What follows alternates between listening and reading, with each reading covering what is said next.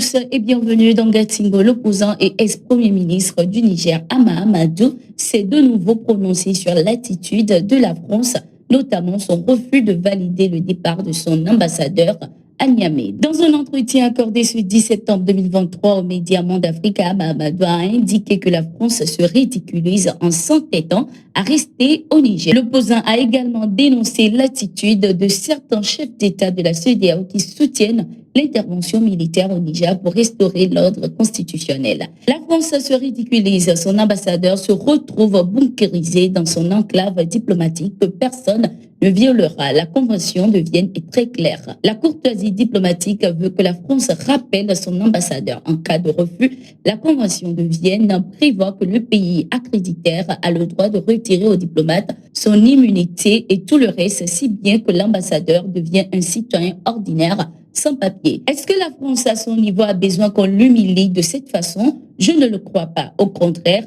il ne faut pas hypothéquer l'avenir. Ce n'est pas parce que vous traversez une période de tension que vous ne pouvez pas vous réconcilier demain et repartir sur des bases nouvelles. Tous les pays du monde savent aujourd'hui que c'est véritablement la France qui, pour des raisons qui lui sont propres, entretient la flamme de la menace d'une intervention militaire contre le Niger. La France ne se met pas en avant, mais elle pousse avec force des pays comme le Sénégal, la Côte d'Ivoire et le Bénin. Mais pour qu'une telle intervention devienne possible, la France, le Sénégal, la Côte d'Ivoire et le Bénin ont besoin de l'engagement clair du Nigeria.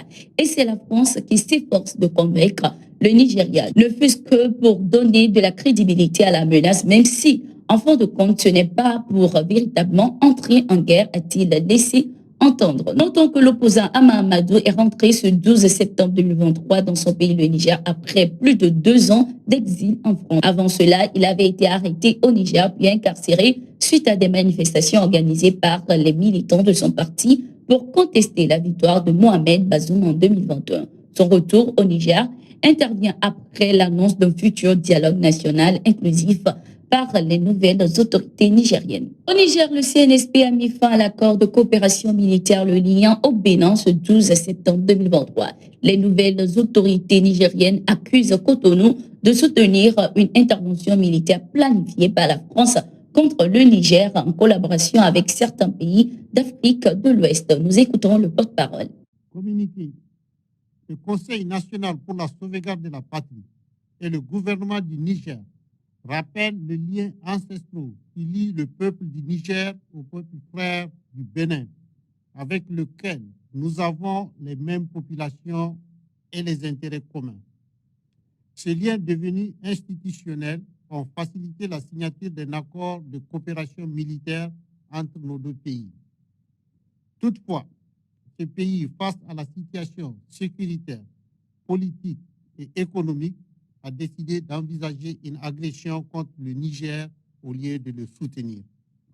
En effet, la République du Bénin a autorisé le stationnement de militaires mercenaires et matériel de guerre dans la perspective d'une agression voulue par la France en collaboration avec certains pays de la CEDEAO contre notre pays, malgré l'accord de coopération militaire du 11 juillet 2022 liant nos deux États. Le Conseil national pour la sauvegarde de la patrie et le gouvernement du Niger réitèrent leur volonté d'éviter l'escalade et, après avoir appelé à plusieurs reprises le respect des obligations du dit accord, décident de dénoncer l'accord de coopération militaire du 11 juillet 2022 conformément à son article 23 et au préavis de 6 mois. Une correspondance diplomatique sera adressée aux autorités béninoises conformément à la procédure à la matière.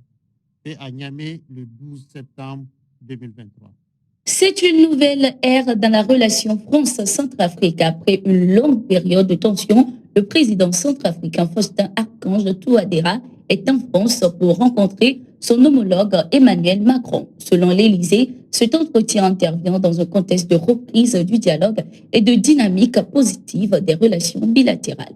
Il sera question lors de ce rendez-vous d'évoquer la situation en Centrafrique ainsi que les problématiques régionales. La relation entre les deux pays s'est dégradée après l'arrivée du groupe paramilitaire russe Wagner en Centrafrique pour aider dans la lutte contre l'insécurité. Dans un entretien, le président Touadéra a affirmé sa volonté de repartir sur de nouvelles bases dans sa relation avec la France à travers un partenariat gagnant-gagnant. Moscou, de son côté, avait indiqué qu'il n'empêchait aucun pays africain de communiquer avec l'Occident, contrairement à ce dernier qui interdit d'entretenir des relations avec la Russie. Au Mali, l'armée a repoussé une tentative d'attaque terroriste menée par le groupe de soutien à l'islam et aux musulmans et la coordination des mouvements de l'Azawad, CMA, ce 13 septembre 2023 à Bourem. Selon le colonel Dambélé, une attaque avec des véhicules terroristes a été repoussée par les forces armées maliennes grâce à des renseignements et à la combinaison des actions aéroterrestres.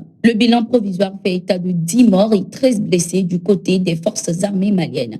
46 terroristes identifiés, dont 3 responsables, ont été neutralisés avec leur matériel détruit. Contrairement aux informations relayées en boucle par la presse française, Bourem n'a pas été prise par les groupes terroristes. La ville est sous contrôle de l'armée malienne qui a infligé d'importantes pertes aux groupes terroristes. C'était tout pour l'édition de ce jour. Merci d'être resté avec nous. Nous sommes en continu.